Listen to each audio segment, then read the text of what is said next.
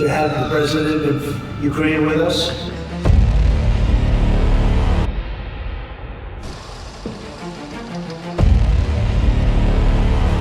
Best seat in the house for me is the driver's side. It's cramped once you get in.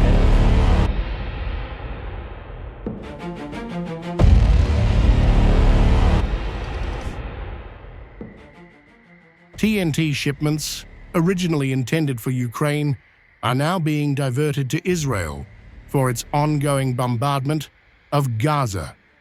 This shift, highlighted in a new report by the Palestinian Youth Movement, has intensified fears in Kyiv as its forces struggle to maintain ammunition reserves on the front lines. This ammunition was supposed to be destined for Ukraine, but in December 2023, the U.S. government announced that shells worth $147 million would also be sold to Israel.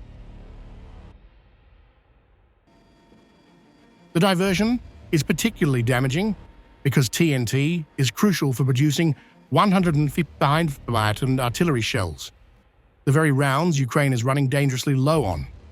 With only one major TNT plant operating in Europe, located in Poland, the supply chain is overstretched at a time when demand is at its peak.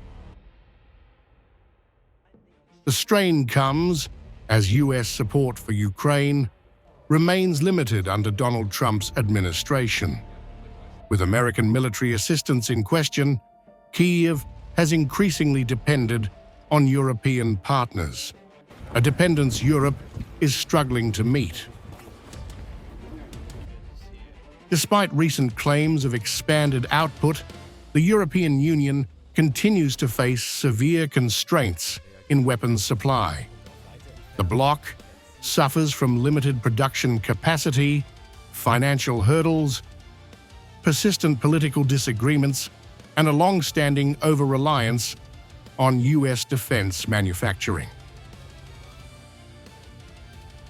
These structural weaknesses have slowed down deliveries of critical shells and munitions, widening the gap between Ukraine's battlefield needs and the actual flow of weapons from its ally.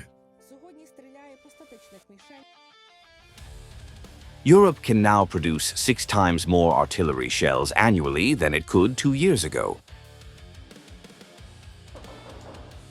But even with increased production, Europe remains far from meeting Ukraine's real-time demand.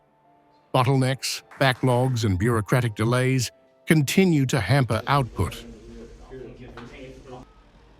At the same time, the diversion of tens of thousands of US-supplied bombs and shells to Israel further tightens global stockpiles.